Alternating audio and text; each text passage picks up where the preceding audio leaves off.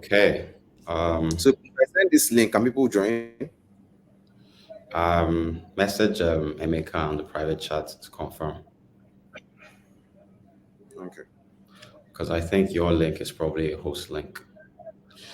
All right. Yes. Yes. Good afternoon, everyone. We started. Okay. Cool. Yeah, good afternoon, everyone. Welcome to Intense's webinar focused on how to market investing as a lifestyle um, or as lifestyle choices for Gen Z. This webinar is really for asset management companies, marketing leaders and asset management companies, fintechs, some banks, who have these features that allow, people to invest as, it is clear, the population of younger people is growing more and more every day. And any asset management company, fintech, or bank that offers investing or investments that does not focus on this generation of consumers will probably be out of business in a few years. However, a lot of businesses face challenges understanding the thought process, the user behavior, the motivations, and the challenges of Gen Z. Hence, why we're having this webinar with myself and Ebuka from Piggyverse to shed more light on how companies like yours, asset management companies, fintechs, and banks can um, better market your products or your business to this generation as a lifestyle because everything is a lifestyle to Gen Z. So, going right into it, let me introduce my guests first of all. Ebuka Chidube is a digital marketing professional with experience spanning over 20 years. Um, actually, let me let you introduce yourself. Hello, everybody. I'm happy to be here. My name is Ibuka Chidube. Like Leah has rightly said, I'm a digital marketing professional, but I have now focused majorly on performance. So I help businesses to make money through channels on the internet. I'd say that I've been in the marketing space for about 5 years now, and in that time, I've been able to work really, really interesting brands. Um, I've also in those transitions from social media management. I don't know if there's going to be a section for me to like talk about my just a little bit of my journey, but if that's not going to This is happen, it. but this is it. Okay. This is it. Okay. So I'd say so I started as a social media manager about a couple of years ago. I had a very successful career, to be honest, because I worked with and freelanced with a lot of big businesses. I was very fortunate to have been able to work with a lot of big businesses at that time. I was also fortunate to also handle Big Brother Housemates. So I was the handler for their social media channels back to back. That was in 2021 and 2022, respectively. But then I saw that there was like a ceiling for me. Social media management was not enough. It just felt like a nice to have in a business, right? And when they are trying to downsize and remove people, first people they always like to remove media managers, right? Because number one, they are not paid as well. Number two, it's not just a career that I'm sorry, if you're a social media manager, I'm not saying that you're not doing a good job, but over time, when you've done it for a while, you start to feel a void, right? You feel like you're not doing enough. So I transitioned into tech in 2022. I joined a fintech called Lenko. So Lenko is an expense management business that helps business owners to track their expenses, do like multiple accounts and all of that.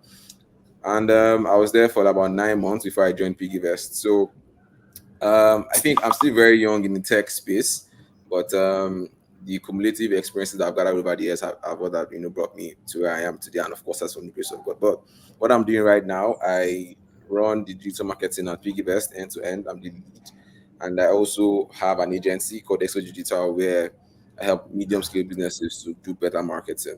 So I'm a marketing guy end to end, and I'm really happy to share with everyone here today. Amazing. Thanks a lot, Ebuka, for giving us some insights into what careers to avoid. I'm joking. Yeah, but I mean, sorry, you do. If you're a social media manager, follow your passion. If that is what you want to, pursue in your career, go ahead. But I'm just definitely. giving you advice. Over time, I think that you should try to like find more that you can add to it, just so you can be a well-rounded marketing person. So I very easy. mean, I feel like, for people that are not familiar with the T-shaped marketer concept, for any marketer, you want to, dabble into different parts of marketing, and then you want to be deep in a specific area. So if you start with social media, of course, you want to like check and look around and see what else that you enjoy or what else that you find fulfilling. But obviously, that's not the only thing that matters. Market demand matters. What is the labor market looking for? What areas would give you competitive edge and so on. But yes, this is not a career advisory webinar, but it's good to have those insights. So yeah, back to myself. I'm just going to like quickly give a brief overview. I am the CEO of Intense. Intense is a marketing, technology, and media group, of which Intense Digital is one of our companies. Intense Digital is the oldest of all of the companies, and we have repositioned as a growth marketing agency. We also started with social media, in 2015, but we found that very similar to what Ibuka mentioned, when it comes time to cut costs or make changes in budgets, the social media agency might be the first to go, and the reason is just very simple. It's because of value. When you look at Naira and Kobo, right, you're going to look at what is an expense and what is an investment. Very funny that we're talking about investments right now. So we realized that social media agencies that were focused on things like engagement, awareness, were quite dispensable. When C-suite leaders were sort of like analyzing what functions of the business were driving growth, were driving revenue, and what functions were just simply cost centers and expenses. Hence, we've done a lot of evolving over the years to try and figure out what really matters to businesses. And I mean, quite simply, what matters is growth, revenue generation, customer acquisition, customer retention. And, that is what we are now focusing on, almost 10 years later. And in our time, we've, worked with a lot of finance companies, hence why we are also niching down to the finance space, which includes insurance, banking, asset management, lending, mortgage, any B2C or even B2B finance company that needs to acquire and retain customers digitally are the ones that we work with and that we want to work with. And this webinar is just one of the ways where we engage people on the client side, to sort of understand what is going on in their world, sort of understand their challenges, and understand how they also solve their own problems and kind of match it with our own research, our own insights, and our own experience. In terms of personal background, I probably have almost 15 years experience in marketing. I have a master's degree from Pan Atlantic University in marketing communication, and I have an MBA from Oxford Side Business School, and I have my first degree in economics. And Before I started Intense, I worked as a social media manager for an asset management company called Lead Capital. So you can see the similarities in our career paths there. So, and you already have the agency as well. So yeah, moving way faster. And, I'm happy to, I'm looking forward to see, what you'll be doing in 10 years. So probably have your own fintech by the time you finish learning everything that they do at Piggyverse. Don't don't tell them I said this. All right, so going into the session. So I'll start just running in through my own slides, and then afterwards, Ebuka will speak on his experience acquiring and retaining and activating customers at Piggyverse. He tells me that is this something, I mean, the number of users that you guys have, is that something that you want to share? I think that's public information, right? Yeah, it's public already. We Yeah. made an announcement sometime in August about it. So yeah. Okay. Amazing.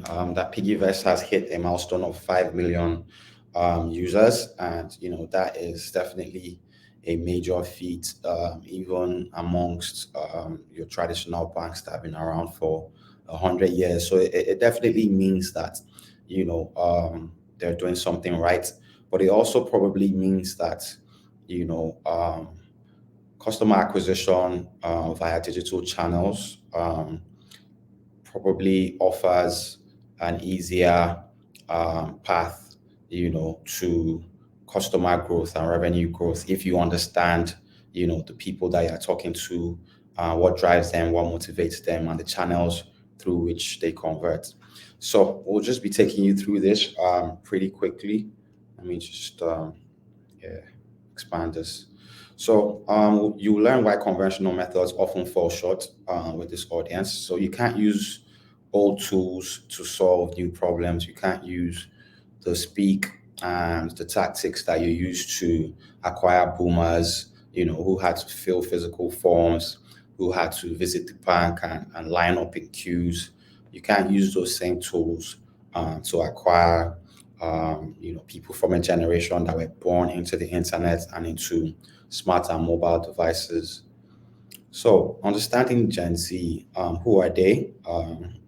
They're young people born between 1997 and 2012. They are very financially savvy and seek financial independence. They also, are growing or grew in an era of rapid technological advancement and economic uncertainty, hence why they do several things, Ebuka included. Um, you could have a business, you could, have a job, you could be a content creator.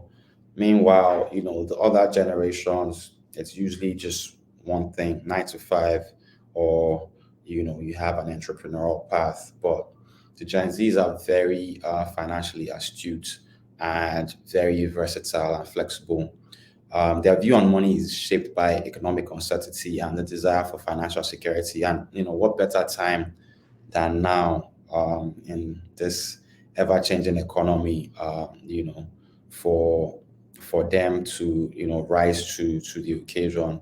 Things are by theory and by practical very tough right now in Nigeria, and I really wonder how this generation is making ends meet. But I guess Ebuka will be able to give us some insights on that as well.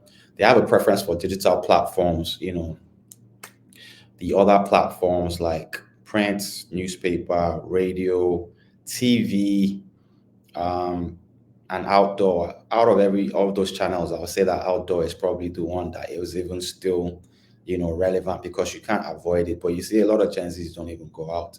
They're just home all day, working remotely, playing games, ordering food from Child Deck, and you could probably possibly do 3 days, some a week without even stepping out and seeing sunlight. So, you know, the screens, the mobile screens, the desktop is their world, and all the technology companies are seeing this, and that's why people are Apple, trying to do the Vision Pro, Meta is trying to do the VR because they believe strongly that outdoors is dying and people would want to just be, stuck to their devices. There's the Meta glass as well.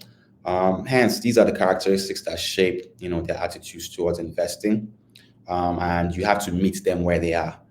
Um, our research on Gen Z and investment shows that although 54% of Gen Z holds some kind of investment, only 1 in 3 of them, which is 31%, feel confident that they can explain how the stock market works to a friend. So, it seems like the stock market is not the most popular type of investment for Gen Zs.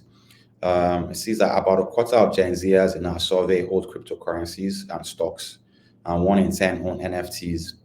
I wonder what has happened to those NFTs now. But I'm sure that Gen Zs are very brave and courageous and will bounce back. But I think they're very heavy adopters of crypto, which should also inform the type of investments that are even pushed to them. The Nigerian stock market, from what I checked, is heavily dominated by boomers, people over 40, 50 and above. But what happens when these people retire and are no longer active, in the investment space? It's the Gen Z and the millennials that you have to fall back on. They also have Gen Z who have an income of more than $50,000 are more likely to be confident in their financial knowledge than those who are making less than or who have less than $50,000. And then 44% of Gen Zs who are not investing say it's because they don't know where to start, which shows that there's an opportunity in terms of education and thought leadership, basically breaking things down and letting them know why they should be investing and why they would benefit. Um, to interpret this, at least 1 in 4 Gen Zs, millennials, and Gen X invest in crypto. Um, Gen Z investors show a preference for digital and alternative assets like cryptocurrency, reflecting their digital first mindsets and comfort with new technologies. I'm aware that the CBN has, given licenses to a few companies to operate crypto now. Hence, I believe that that would be the catalyst for the growth of, the Nigerian crypto market. Even though it was thriving before, but of course, due to some regulatory changes, a lot of them, there was a halt in a lot of their operations. Um, Also, while they are active in investing, their participation in traditional investment products like stocks, mutual funds, and ETFs is lower than older generations. I'm one of those, older people. I'm a millennial. I prefer to invest in, like mutual funds, euro bonds, and just stuff that I know what drives it. But I'm also looking into cryptocurrency, but of course, this is not for me. And the as it says, they just prefer digital and alternative assets. It's just more native to them. It indicates a need for financial education and content that resonates with their values and lifestyle aspirations. When it comes to investing, people keep screaming diversification, and this is an opportunity for asset management companies, investment companies, banks, fintechs to educate this generation on, the benefits of investing in these seemingly more traditional assets, that allow them more stability, that allow them, some more confidence in terms of, what will I get for my investment? When will I get it? How much will I get? What is driving value in these investment assets? Gen Z's top investment influences include family and friends. So, there's a heavy word of mouth and trust factor that goes into what makes a Gen Z individual invest. And then the next right there is investment platforms. So it shows that, as an investment company or as an investment platform, you hold a lot of sway in terms of, these people's investment influences. And then others are pretty much social media platforms, forums like Reddit, YouTube, news websites, media outlets, and financial advisors. Um, Gen Z investment influences are largely digital, social, and community driven, and they favor accessible and relatable content sources such as family, friends, and networks. I do as well. When it comes to money, Even if I see something online, I'm really looking for somebody that has invested in that thing before or has used that company, because if my money disappears, who will I call? I'm going to call somebody that I trust, that is probably even more financially savvy or stable than me. So I guess that's something that millennials and Gen Z share in terms of like decision making. Um, Strategies for positioning investments as lifestyle choices include linking investments to personal life goals. So, for example, I know the Gen Zs like to travel. They want to go Bali, Maldives. They want to see the world, and you definitely could invest, and your earnings or your dividends could be spent on your dream vacation. It could be, you could invest so that your earnings or your dividends could pay for your rent, or buy a property in the near future. So everybody has goals and aspirations, and if you can show investment as a pathway to achieving those goals and aspirations, I believe that you have the listening ear of these people. Also, emphasizing flexibility and customization is very important. Obviously, there's different types of investments. There's investments where you're locked in and you can't make any changes for 90, 180 days to a year, while there are some that you can break at any time for some kind of penalty or some kind of fee. So it's important to let them know their options, let them know what's possible, and let them know that there's flexibility involved. And apparently, this generation is very interested in sustainability and ethical investing. Transparency is important. Be upfront, let them know where the money is going. ESG is also very important to them as well. Says these strategies will help make investment products feel like part of a modern, fulfilling lifestyle. I want to round up in about 10 minutes, so I'll see how much of my slide is left so I can give Ebuka, the floor to tell us what's really going on with these guys. We, from the clients that we work with, one of our biggest clients is the Leadway Group, um, who have interest in insurance, pensions, health. We find that most of their customers are boomers and millennials, and only not a small but a growing subset of their customers are Gen Z. Hence, why we need people, like Ebuka from Piggyvest, to help us, zoom into the minds of these guys and understand better what drives them. However, our research, is very informative and data driven, and we believe that we can fuse both, um, hard research and real life experiences to unlock, more growth in this sector. So, linking investment to personal goals, we already sort of mentioned this. Um, when you show how investing can help achieve life goals like travel, starting a business, or buying a home, it definitely, speaks to their motivations, and you might be able to get them to respond, by adopting your product, and then using relatable messaging like invest today, travel tomorrow. It's very emotional. It would understand basically this is what this will do for me, and if I have the money, or if I'm making enough money, I'll be able to make that move. It's important to employ a digital first approach to engage young investors. I mean, that's the only way, really. Like I just explained, people don't even go out anymore. Uber is so expensive now. um you know uh it's just easier to just sit at home, and just if you have a remote job, work from home. So how do you meet them at home?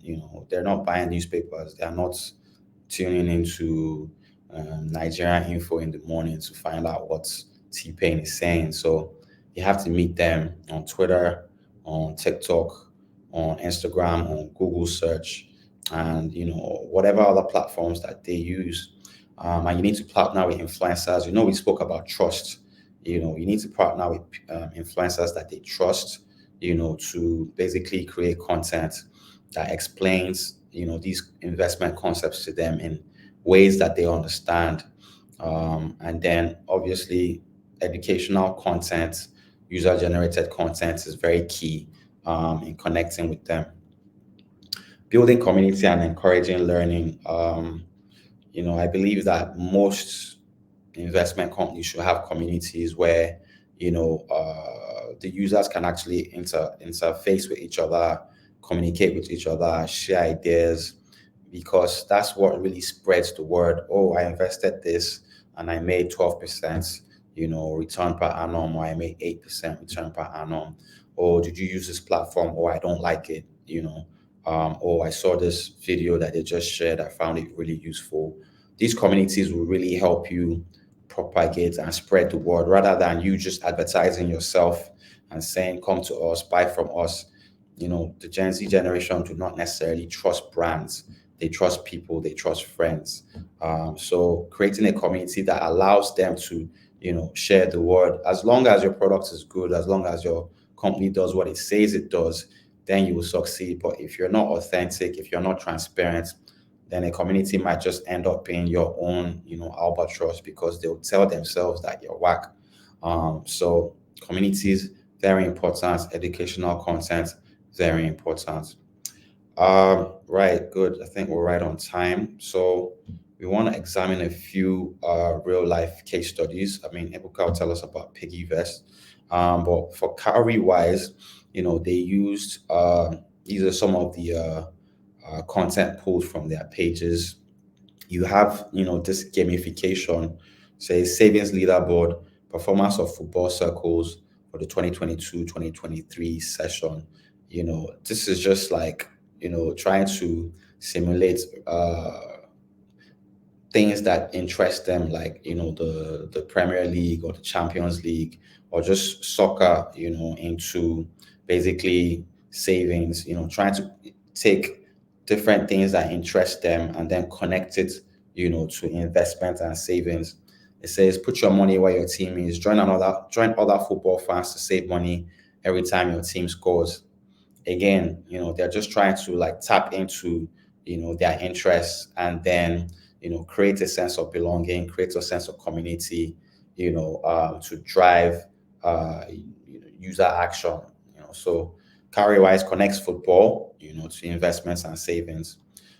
Tips for engaging Gen Z investors, again, includes using authentic conversational language in your messaging, providing educational content, creating interactive experiences such as quizzes that match investors with suitable investment products, and encouraging two-way communication, like we said, the community, but also, having things like 24-hour, live chats, either with, full humans or chatbots that can answer the questions as much as possible, to ensure that you're reachable, and that, there's no time when, they have an issue and you can't be found. I mean, something's currently going on right now in the Nigerian financial space where some of the biggest companies are just missing in action. MIA, nothing is happening, no communication.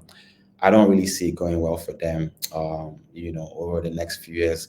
I actually think it's the beginning of the end for them, because it's been handled in a very, very poor manner in terms of communication. All it requires is, daily communication. Let people open up a channel, open up a 24-hour chat that allows people to reach you, find out what is the status, how much do I have, are there alternative ways that I can move my money around, and so on and so forth. All right, so right on time. This Q&A session, I'll actually leave it for after Ebuka has made his presentation, and then we'll open it up to the attendees or the listeners to ask us questions.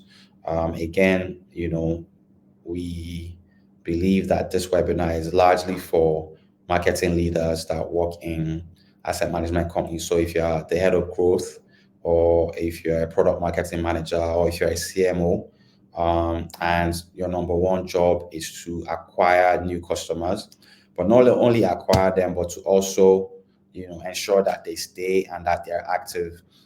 So you could get somebody to download your app or register for your product, but if they're not transacting, if they're not putting money in, if they're not investing, if they're not referring their friends, then you're not really growing. And that money that you spend to acquire that customer is basically wasted.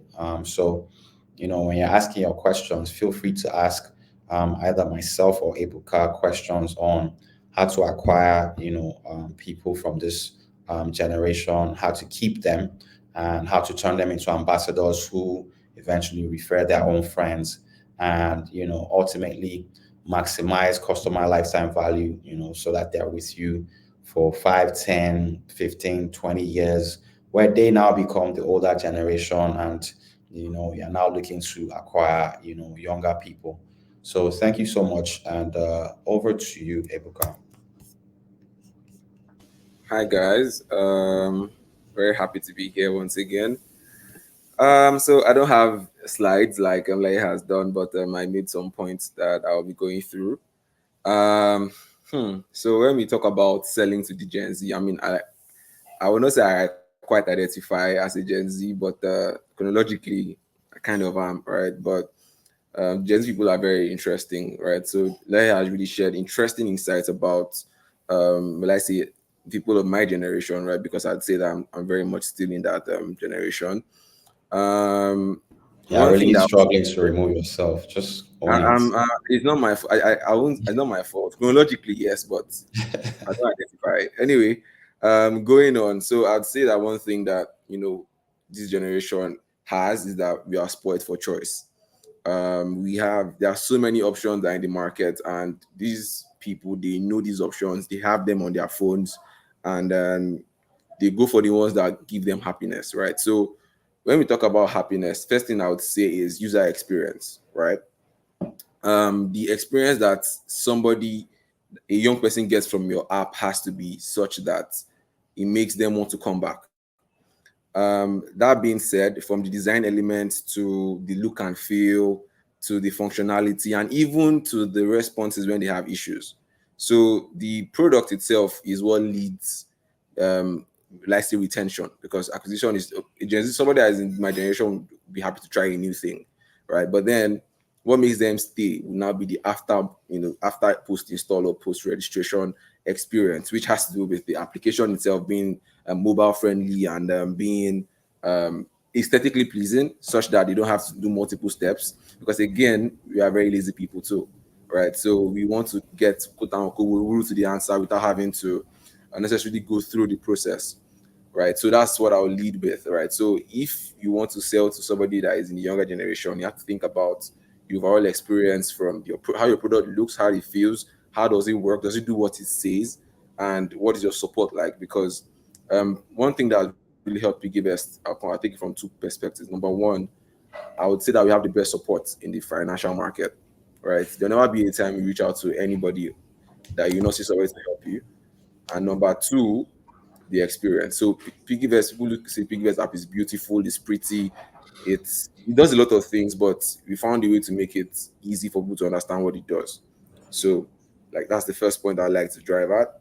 But one major one again out there to say that PiggyVest has really done well is in terms of content.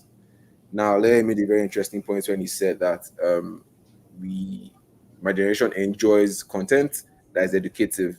But I'm going to take that a step further and say beyond the education, because again, um, this generation, the attention span is very low, which is why you find that TikTok is the biggest platform right now in Nigeria for my generation, because you will barely see any video that's more than a minute, right? So the attention span of these young people have dwindled so much that you have to be able to sustain their interest, right? It's almost as if you are trying to buy their interest. So we've been able to crack that through content. I'd call that entertainment first education. So again, finance, if you want to look at finance in itself, is a very boring topic to talk about. But we've been able to find a way to make it fun such that it's interactive, it's relatable, right, to the young person. From a content standpoint, a Jersey person wants to be seen, wants to be heard, because I'd say that we have generational trauma from the previous generation that trained us, right? So that thing of when I'm talking, you cannot talk. When I say come here, you must appear in front of me. My remote is on the chair, but I'm calling you from the room to come and pick it up. So like there's a lot of generational trauma from our parents that trained us up to this point. So there's this rebellious nature that the Gen Z person has, and then it also affects everything that concerns him, from product choices to what he even wears. It's kind of music they listen to as well, right? So if you are running a business, right, and you're trying to sell to these people, you have to know that the fact that they can relate to you, your messaging is more important than anything else. They should be able to see themselves in what you are saying, right? You can have the best storytelling, but if it's not relatable to a Gen Z person, they're not going to sit down and listen to you, right? So how we've been able to do that in PiggyVest is we, when we want to think about content, we think about it from a standpoint of, do we need to explain this thing to somebody? Can they watch it immediately and see themselves in it? And then we've been able to find a lot of formats that a lot of competition cannot beat us right now at, such as our comics. We have a very strong comic line. We have a series called Grown Ups. So Grown Ups shows the story of four young people that have been able to, live their lives in Nigeria, and what challenges they would have with their money. I'll tell you for free that when we launched that product or that initiative last year, the content team, shout out to the content team, by the way, they're doing an amazing job. That really helped us in acquisition because, again, it was in a comic form. If I were trying, you're going to be printing copies of that, and then people able to have like the hard copies of these comics.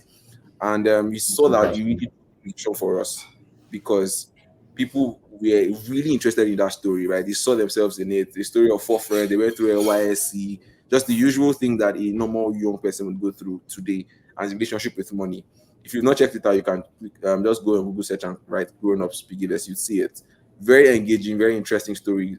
And then another thing that we do, I don't know if you've ever seen it, our animations too. So we have animations where we use like cartoon characters to also tell stories. I think I Now, have. I think this guy Israel, right, yeah, is Israel, the yeah, one Israel you works talk with us. about. Yeah, Yeah, because I yeah, follow Israel. I see that he does stuff for Piggyverse. yes, Really fun yes, stuff. yeah. So when people see these kind of things, they are excited. Now it's going to drive me to the next point as to how and why Gen Z make decisions when it comes to setting things like their finances.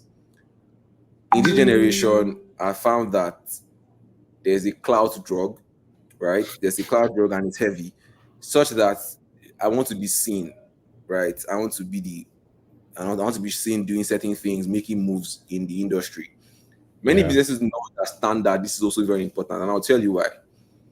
When a business is able to command clouds, now this is happens between carriers and PiggyVest users. I'm sorry I have to say this, right? PiggyVest users have this sense of authority over carriers users. Why? Because there's a sense we are bigger than them. That's the feeling that the users get. This is not me saying, "Oh, we are bigger than CarryWise." No, but from it, when you go to like a tech event and then you ask PiggyVest or CarryWise, PiggyVest or CarryWise, you find that most of the time, PiggyVest always has more people that advocate for it, right? And it gives them again that sense of, "Oh, I'm using a big brand." So now it's beyond the product working, it's beyond the product looking good. It's now also based on the branding that is associated with it, Bragging right? If I rights. the product I'm using, what is the branding like? Does it give me bragging rights, quote and unquote? Mhm. And these are some of the things that unfortunately motivate a young person, right? So the branding side of things, most of the time, a lot of people ignore it. They always want to drive performance. I want to make money right now. I want to be that. It's good, right? But if you are going to capture the Gen Z right now, so when I talk about the Gen Z, obviously, if you followed from when I was talking about the age range, you'd see from 1997 to 2012, right? We have over 5 million users right now in PiggyVest, and I would say for free that about 85% of them are Gen Z, 85, right? So we've been able to find a way to create a product that, remember, from the start works, right? It looks good, support is great, and the branding is also very strong. I won't go too much into acquisition because acquisition is something that is always, so most of the time people put acquisition first before branding, but branding should be before acquisition. And I'll tell you why. When somebody sees an ad, for instance, because again, I lead digital marketing, so all the advertising that you see on PiggyVest falls on my table, right? Especially on digital platforms. When somebody sees an advertisement, right, they're trying to look for who is this person. For instance, they're able to capture their attention. They want to know who is selling this thing, right? So if your branding is strong, you don't have to talk too much. They're converting as soon as they know that, oh, is these people that trusted, that this, that. So branding is not something that you want to overlook, right? If you are a business trying to sell to Gen Z. Something I'll also say, right? Influencer marketing is cool, but if you can afford it, because now influencer marketing has gone really, really expensive. If you are a business, I don't think you should think about if you can afford to have one solid person that's an influencer. If the person is Gen Z, right, even better. However, be very careful about picking Gen Z people, because you want to look at those who have a community around them. Those are the ones that you want. You don't want people that have high following. So think about it from a standpoint of, okay, this person has, for instance, 30,000 followers, but then you see that they are almost jumping at every word. If you can go to the comment section, you can try to use some engagement tools to go through these analytics and see that these are the people. Because again, the mistake a lot of businesses make is that they try to use bigger people to sell to smaller people. You try to go for like the big people, but someone that is my generation wants to see himself in the person you're trying to bring the message to. So if you are bringing someone who has made it to talk to someone that has not made it, it doesn't There's a align. disconnect. Exactly, it doesn't align with where they are right now. So I'm still going to go into the investment side of things, but I'm trying to like build this foundation so that you understand how a young person thinks, right? If you're a business owner that is here and trying to like sell to these people. So when you're able to now like connect that branding with strong messaging with a good product experience, you unlock something called the referral system. Because now, remember that Gen Z people, when I was saying that people don't step out of there, I can be in my house for 5 days and I'll not move an inch, and I'll live my life normally. Thank God for child deck and the rest of them, right? So the economy is really, really biting hard. So most people are more indoors, right?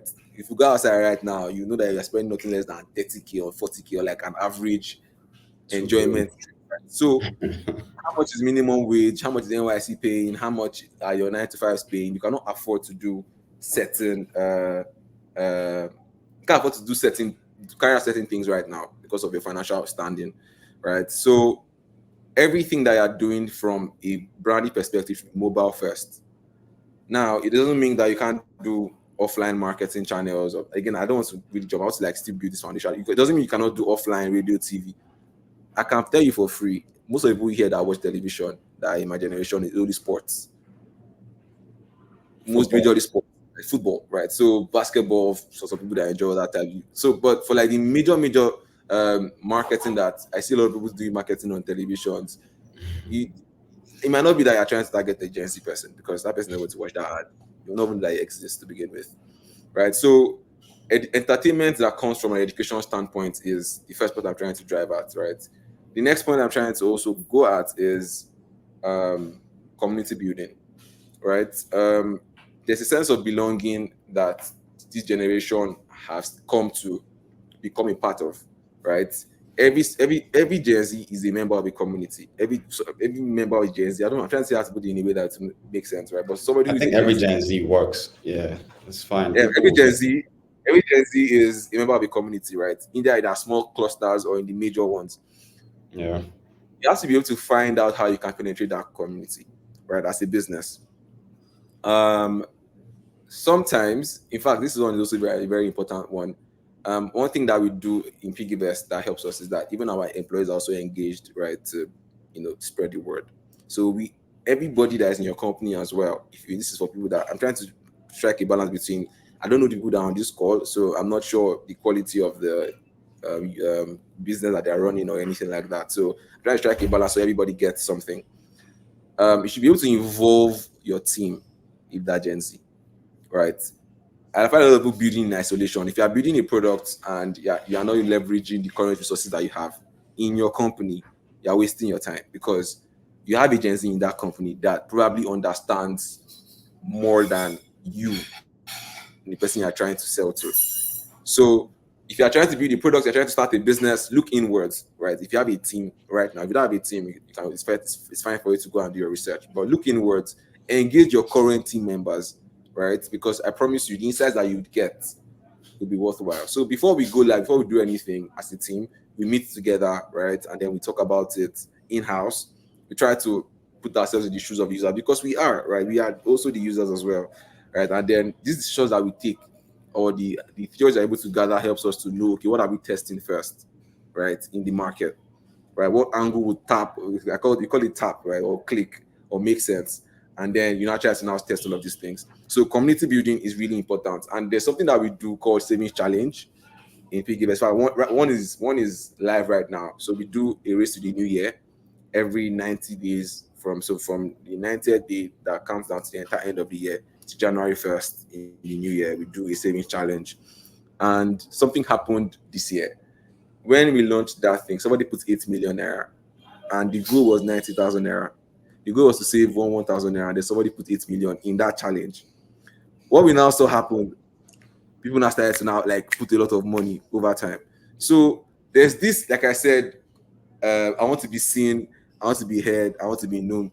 And even at their expense, somebody in the Gen Z generation is ready to make sacrifices as long as it makes him look good in the public.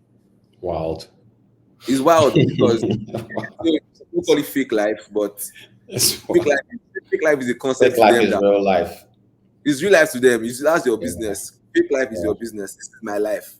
Facts. So show business is something that is really, really predominant in anything that you're driving. So we launched that save one. In fact, it was a very demure save 1K a day thing, 90 days challenge, and somebody came there and put 8 million. I was like, okay, and then what's it going on changed here? the dynamics of It everything. changed, like, so even though the economy is really hard, people are definitely will see put that 1K, but like people are not trying to see how can we. I don't want to be the last on that leaderboard. Yeah. See, so if it was everybody put 1K, 1K, so now it's I don't want to be the last. So even though you have 5,000 naira in your hand, and that is your last money, there's high chance that you put that money there. That's how you generation Z person thinks. Why?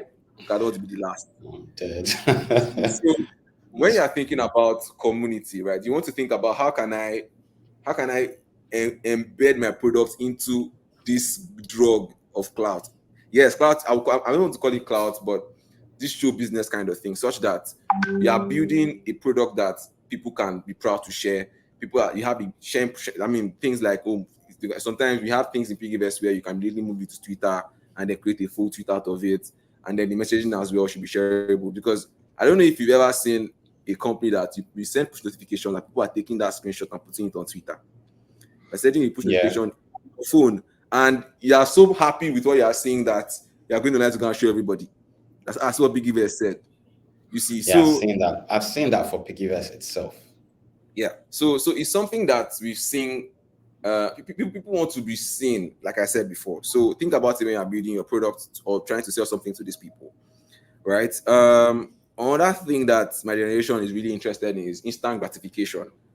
So how can I get it right now? Still going to go to investments, right, and all of that. Yeah. How can I get it No, this right is now? very key. Like breaking down, the Yeah. psyche of Gen Z is very important. So Yeah. please go on. Yeah. So how can I get it right now? I don't know if you've heard about this thing that they're not tapping phones. People are not like tapping their phones and playing like some airdrop related games. Now No, that goes against. So now there's this thing in the cryptocurrency world where you can carry out some actions and you get funding, right? So simple as tapping your phone multiple times, like in certain times of the day, and maybe doing certain games. They call it airdrops. Now, this generation, that is where they are at right now, in terms of engagement. engagement with the crypto space, right? Because again, there's a low barrier to learning how to do it. It's not because if you look at crypto, ideally, it's something that looks like a behemoth in try to understand this technology and everything. But somebody is telling you that if you click on your phone multiple times, you're going to make money, and millions of Nigerians are doing this thing. In fact, I think that there's one of them that I think they got about 1 million users in about 3 days or 4 days From tapping. phone, right? And like things are changing. So there's this sheep, I like a sheep or herd mentality that this generation has, right? That this is what's happening. I want to be there, whether it works, whether I want to try it. So the reason for that is because of the instant gratification that comes from whatever it is that they are doing, right? So how we are able to embed that into PiggyVest is such that if you carry out an action, you get the point. Now, if you get many points, you reward. So it's a kind of reward system. If you get many points, you can use it to you can withdraw it, use it to do anything in the app. So instead of going to use a competitor, you know that if I put my money here, because again, all the apps that are financial related and on the average Gen Z has all of them on their phones. Like I said, acquisition is easy. right? But getting them to come back and use it is where the work most likely is because they are spoiled for choice, like I said in the beginning. So I found a brand that did something really interesting with that airdrop system. It's not particularly PGS, but I think it's something that is important that I mention because it kind of buttresses this point I'm trying to drive at. Rider I don't know if you know Rider, there's a ride hailing services app, something like Oh InDrive, yeah, Uber, and all. RYDA. Mm-hmm. Rider looked at that particular behavior and embedded their own system into it. Now, this is what they did. You know that when you're taking a ride most of the time, if you're not on the phone, you're probably not doing anything or anything worthwhile when you're in the car. They now made a way such that if you play that game through Rider, you will earn points. So when you're taking a ride as a young person, you are going to be tapping your phone and making money. Right? They found a way to. I don't know how they did that. It was really ingenious. What do they benefit from this? So Rider now, as a brand. so now you have to ride with them to be able to play it. So they went to those servers that I don't know Discord and all of those platforms to make advertisement on there. So before you now get that particular benefit, you have to install the Rider app and book a ride. Got it. Right, so it's beyond acquisition, it's not acquisition, and even retention on the spot, just be able to get access to reward systems. So Generation Z people, they enjoy instant gratification. How can I get it right now? Now, let me now say the next point, which is integrating lifestyle in your tech product. Now, I'm going to speak about PiggyVest because that's why I was called here. We have a plethora, I won't call it a plethora, but we have a product for every young person right now in the app, right? The first one that we saw a lot of traction from was something called autosave. Now, autosave is a feature on PiggyVest where you don't have to do anything. Just sit down and every day your money will be removed from your account without any manual action. Remember when I was saying it before that these people can be very lazy. So the fact that I can not do anything and save for me is a win for me. Mm-hmm. The fact that I don't have to do anything extra, like even if it's the tiniest input that will increase the things they have to do in the day. Because another thing that happens to this generation as well is the procrastination level is really high. So the tiniest input that I have to do extra to my already long list of tasks, I don't want to do it. So we found a way to be able to say, don't worry, just set up your bank, set up your card, we'll do it for you. And people always love that feature. They always love to use it. Another feature that we have as well, again, because of how we've seen that these people act and behave towards fintech products, is something called target savings. So a young person most times used to splurge. When you have money enters a young person's hand today, they're thinking about what am I going to buy? Right? So we've come to say, hey, hold on. Use target savings to save towards your goal, and then you get an interest. So for instance, that phone you want to buy, hold on, right? Put the money in incrementally, or you can put it at once, and then set a particular day where you can withdraw it. That way, you get more interest, you get more money. So remember, it's going to solve two things. Number one, instant gratification, because once the money enters the hand with interest, they can spend that interest, and then they will still get trying to get the original amount. Right? Another thing that we've seen again is Flex. So Flex is our most used product right now because again it's flexible, right? The young person doesn't like to lock their money anywhere because they feel like what if I need it? And then they feel like they might not need it too, but just the fact that they know that they might need it, they don't want to lock it, right? So that they can always take it out. So we have a product for that as well that would help you to manage your expenses such that you have 4 free withdrawals in a month. If you withdraw more than 4 times, you won't get interest for that month on your balance. So that kind of controls your spend. Yeah. Right? We have another product again for the ones that say, oh, I'm not disciplined. I don't know how to control. Because some people will tell you that, please help me hold this money. Help me hold this money for me. Right? I've seen a lot of people most of the time, a young person will give maybe another person to help them hold the money because they feel that they cannot be trusted with it. They will splurge it on something that is not needed. And more often than not, that Egbon will come and tell you stories at the end of the day. It always happens. The Egbon needs the money too now. What do you think? Exactly. So it's the economy. I tell you to hold money for you. Thank you. Please bring it. When it's that, it becomes an issue, right? So you have something called Safe Lock where you can keep your money. We give you instant gratification of your interest. So any amount of money you lock on Safe Lock, we give you the interest up front. So you see how the instant gratification thing, you are tying it into all of our systems in one way or the other, such that when you come, you are working out to whatever you need in app, That right? upfront money really makes sense. Yeah. So Even your though interest, even though it's kind of psychological, right? Because the main amount you can't get it, you can't but get you've it. gotten the interest. So it's just So you like can spend that one. You can they're spend that and then taking some out of their original money and say, okay, take some of your money, but this is your interest, and then come back later and get more exactly, money. Genius. exactly, exactly. So I have one more point, so that we'll have time for questions and answers. And this is social currency marketing. I call it social currency marketing. Um, when somebody has achieved something in your app, there has to be a way for them to show that thing off. So, for instance, somebody I was able to successfully save ₦1,000,000, or probably buy something from you, or just get, like I call it, the aha moment, a moment in your product where they were happy, the thing that you promised them. Maybe you They see, got it. maybe you sold something to them, like for instance, maybe an e-commerce business, and you sold them something really nice, and they wear that thing, and people are like, "Oh my god, this is so nice! It fits you. Where did you get it?" The ability for you to get them to share that experience is going to really, really be worthwhile for you and the person, right? Because number one, you get free UGC. UGC is user generated content, and number two, the person is motivated to do more. The person feels good about themselves. Because remember, my generation people, they like to feel good about themselves. So if you're able to make them happy, make them feel good, right, they'll come with more people.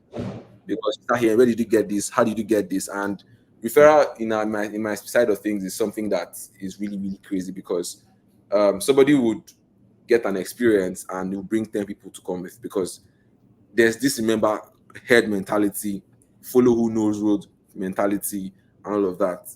And this is also very, very vital in your business as well. So, depending on whatever you want to achieve as a young person, Piggyvest has a product for you at that particular point in time in your needs. We are also coming up with really new initiatives in the next couple of months.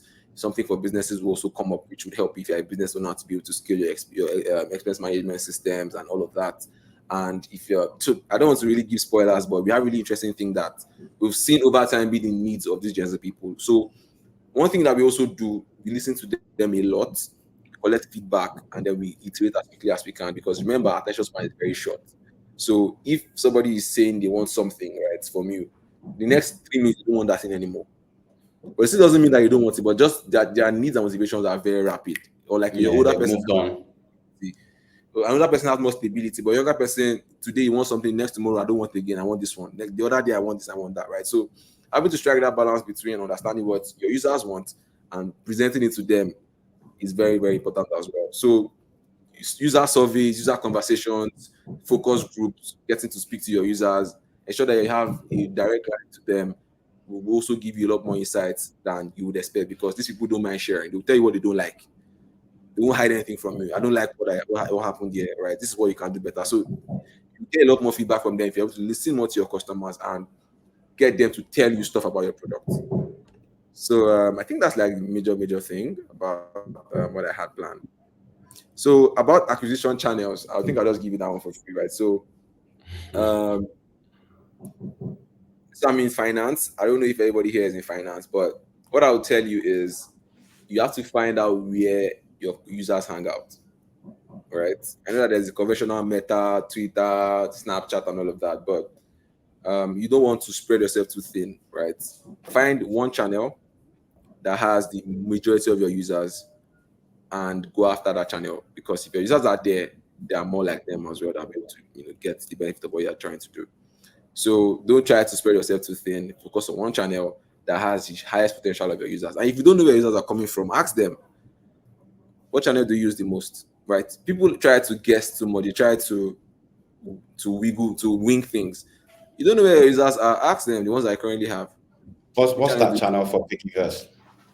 for us, it's Meta and Twitter. I So it's thought a it used to be combination of Twitter. No, I'll tell you how. Twitter drives our conversations. Yeah, Meta drives our content. got it. Yeah, They're because both important. they're both important, right? But in terms of from acquisition, because again, remember, if you figure out where your users are, if Piggyvest was a newcomer, we've been doing this for 8 years, we probably focus on one main channel, right? Yeah. But when you find that one channel, you want to find another one that can supplement it or complement it, which is why I said Meta is a content driver, Twitter is our conversation driver. Mm-hmm. Yeah. So once you find that blend, you're able to now create a symphony of these channels that give you maximum return on your time and your investment as well. It's clear. Carry on. Yeah. So I think that's about it really. So once you find that channel, go very hard on acquiring users from there. Once you're able to pretty much max out that channel, then look for something that's quite similar as well, and then you go there. But don't try to spread yourself too thin. It's going to hurt you on the long run. That's about it from me. Thank you so much, Ebuka. I think that was very, very insightful. I actually learned a lot on that call. I never heard about tapping. Now I need to go and check it out. I hope that when I'm tapping, they won't put the virus on my phone. All I want is money. Okay, so I'm going to check it out. And yeah, I think it's time for Q&A. Let me just pull up my deck again, just to be sure. 1 second.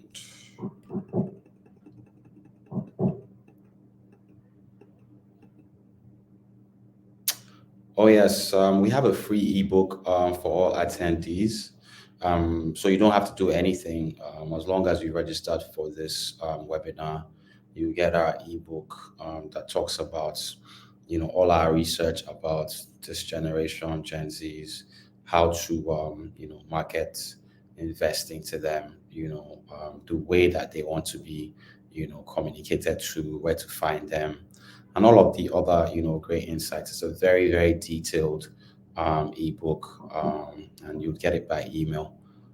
So yeah, if there are any questions, please go ahead and share in the comment section. I see a duo baby say hi, Ebuka, hi, hi, but there are no questions. There are no questions, so if you have any questions, please drop them. But if there are no questions, I have questions for Ebuka, really just around, instant gratification as well. You know how you have the funnel, right? Awareness, consideration, and then conversion. So how does this affect, that funnel when, the people that you're trying to acquire, they want instant gratification. How do you get them to, first of all, understand the brand, understand the product? If you're skipping, all of these stages, right, and you move straight to instant gratification, wouldn't they dump your brand, after they've gotten what they want and move to the next thing? Or how do you keep them, after they have gotten gratified? I think that's my question for you. Yeah. So the instant gratification thing is not something that is one-off, right? Sorry, my generation also has this use and dump mentality. That's why you find that when a company is doing a particular giveaway or a particular high fidelity promo, you get a lot of traction. Once they're done, they're dumped, right? So you don't want to give too much, right? You don't want to give too much, and you also want to tie it to the actions that they're going to carry out. So if you are giving referral and you are giving referral just when somebody brings someone that signs up, right, you get a lot of abokis in your business. Seeing that the Northerners are when it comes to that movement, like they would pack their brothers, their sisters, their cousins, their nephews, you will see traction. But once they've gotten that thing, they're gone, right? So you want to tie the gratification to certain actions that they have to carry. So I'll give you the case study of using target savings, like I said before. You have to put in cash before you get this, right? Once you get it, you have cash to put again. You remember that, okay, because I got this before, if I put this, it means I can get this. So the gratification has to constantly happen, but the scale and measure at which it will happen, you can tie it to certain things, certain actions in the business as well. Yeah, so I get that. I think tying it to certain actions, is important. Where, I mean, I could give you something, but you probably have to, complete a set of actions that would mean that we've probably onboarded you, and then maybe I can come back to you by email, or by SMS, or by in-app notifications to interest you in the real thing. But definitely, I want to share that. There's something I want to share that I don't think many people understand. Um, this generation, I've worked with a lot of brands and I've seen this happen all the time. This generation only open emails that they're expecting. Okay, So if you send an email and you're not looking for your email, you're going to sleep in they're the skipping inbox. it. Mm. So you have to find a way to directly communicate to them That an without email is coming. spraying and praying. One thing that I Perfect. found that works is calling. You have to call your users. Like it's non-negotiable. You have to call your business. If somebody has bought something from you and the person enjoyed that product and you call that person, you have no idea how much you mean to that person on just on that simple thing as calling. Mm. So businesses should not shy from calling these people. Some of them will have their phones on DND. That's the Gen Z style. Most of the time, they don't like they prefer texting than calling. But if you're able to reach out to them, email marketing works. But post sign up, post purchase, unless there's one insane offer that you have there, it's not going to work. You can That's a test it from my own experience, calling, reaching out to them, using someone that maybe they're in the community, using community manager or community to reach out to them does a lot more because again, remember they want to feel seen and feel heard. Somebody yeah, that's why you find out that when you send a broadcast message to some people, they'll not open it. And obviously. you ask them why they tell you because you send to everybody. Well, what does that even mean? It wasn't for them. Like, It wasn't for if it's for me, you reach out to me directly. personalization is important to them. Like to them, Yeah. the more personalized you can get with me, the more I trust you. So if you send me a broadcast message, I'll probably not touch it. I'm not saying me, but like that, I'm just speaking as a Generation Z person. So you have to Funny treat enough, it I as won't. like almost okay, even for a millennial as well to say that, right? So you see what I'm saying where you can like the days of spraying and praying are over. You Mm. have to get personal with these people if you want to get the best out of them. So that's something else I Amazing. wanted to yeah before.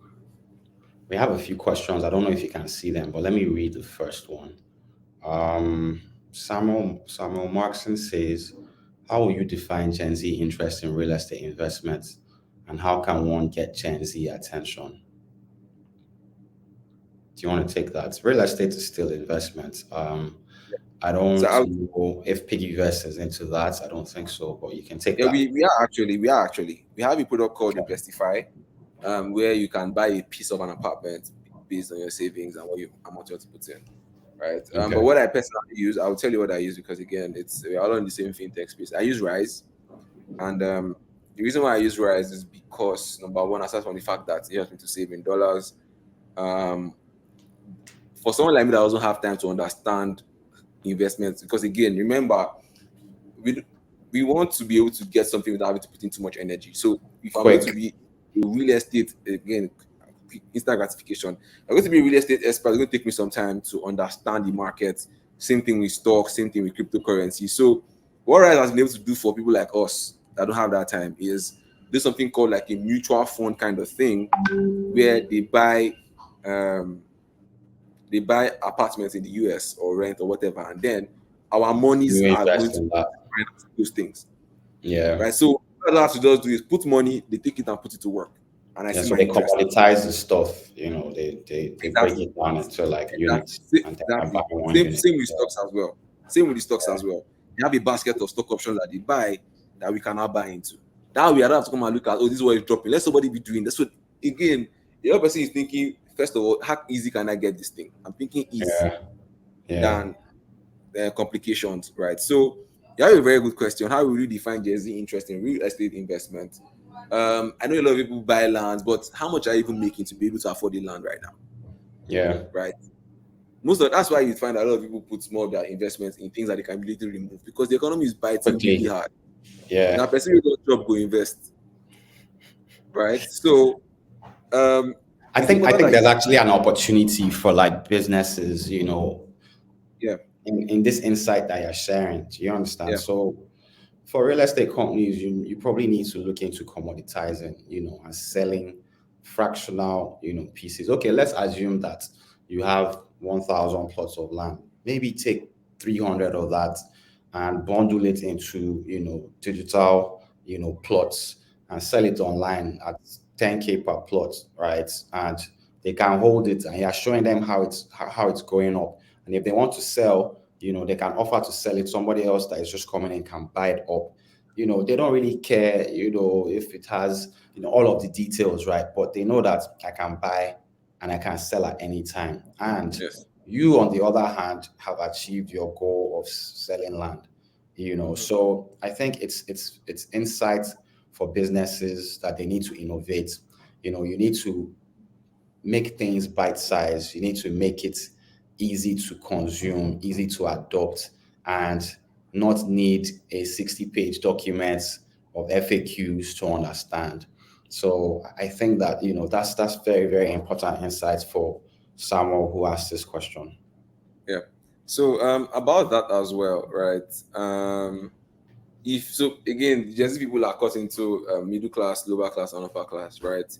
Most of the people that are frequenting most of these products are in the middle class to lower class because again, things are really hard. We cannot. In fact, we have a savings report that's going to come out on 30th, 31st of this month. That is next week.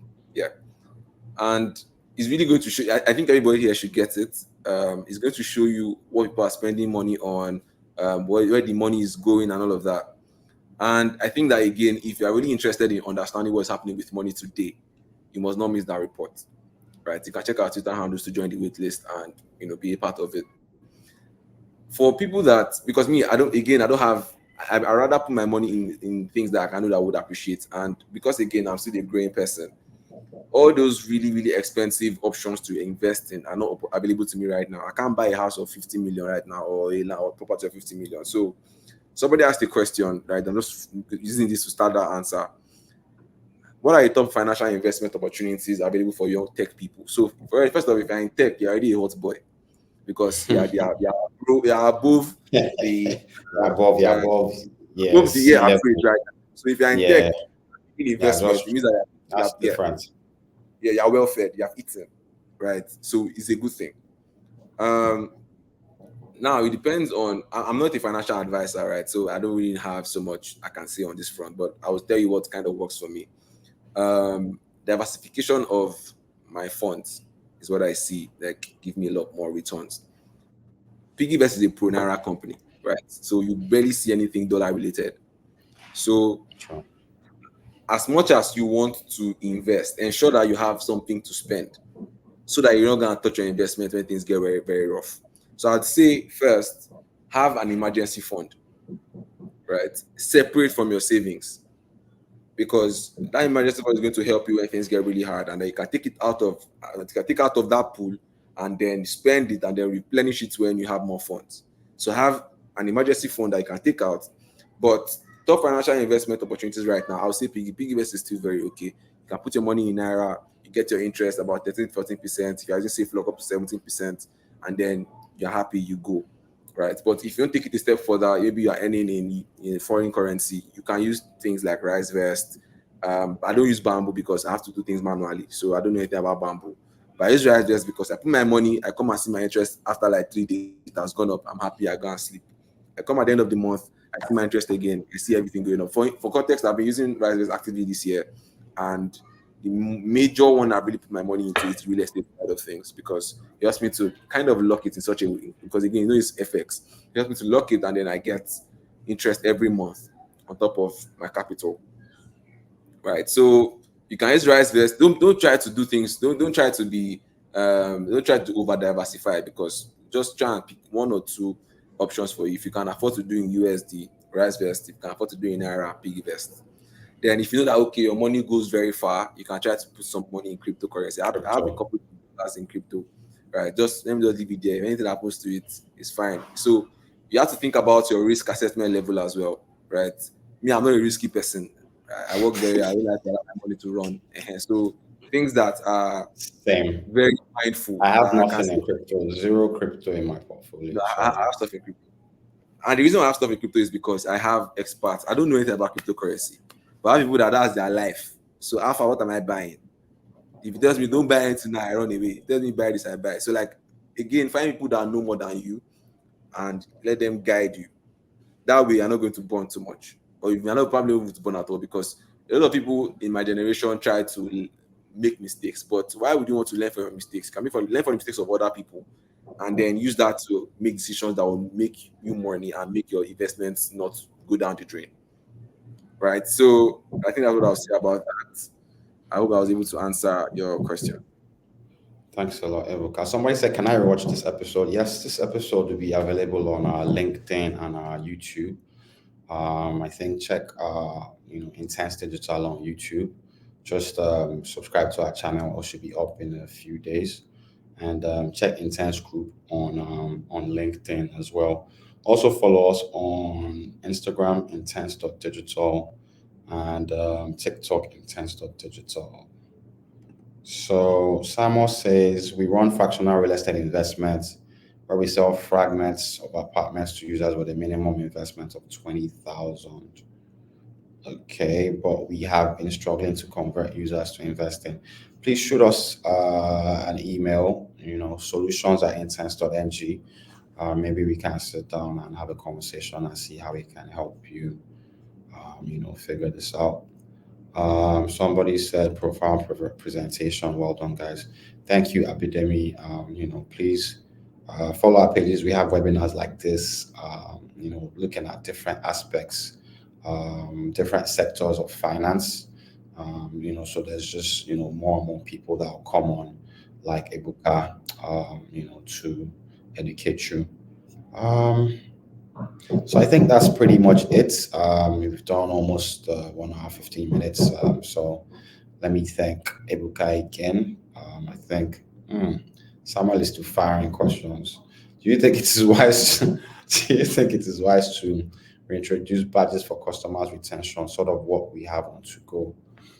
I don't know anything about that. Ebuka, what do you know about To Go? So back in the day, so remember that our motivations as in this generation would always move forward, right? They always change with time.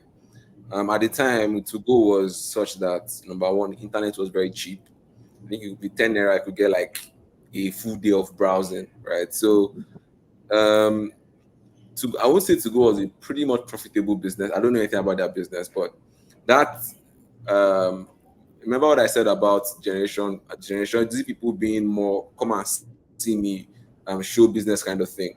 Now, the only thing that To Go had going for them was that they were the pretty much WhatsApp of now, right? And for you to be able to show that you had some level of prestige, you needed to have those badges. Now, this is 2024. I think that was as far back as 2013 or 12. I can't really recall, 11, I guess. This is 2024. You can still use badges, but it's no longer going to be as important as it's no longer exciting. Well, okay, I have a badge. Now, the only difference would have been if you're a very big business that has a lot of social currency. So that if I share that badge, it's going to give me some level of awareness of exactly. Yeah. So badges would work, but is your brand strong enough to carry it? If it is not, please don't waste your time. I hope that helps. All right. So I think those are all the questions that we can take. If you want to ask any questions, you see the message on the page. Email us solutions@intense.ng or visit our website, intense.ng. And Mecca, you probably want to share your socials if people want to reach out to you directly I know you're not supposed to give investment advice, but you can just direct them to PiggyVest. PiggyVest is popular. Just, search PiggyVest on Twitter, on Instagram. I don't know if you guys are on Facebook. I'm not. But you can go on, you can go on Facebook and hit them up. So thank you very much, everyone that tuned in. Expect our ebook. And for anyone that wants to reach out to us, send us an email and we'll try and set up a discovery call to find out if we can help you. It's Friday. Everyone go out there and enjoy your weekend. Cheers and bye. Bye, guys. Bye.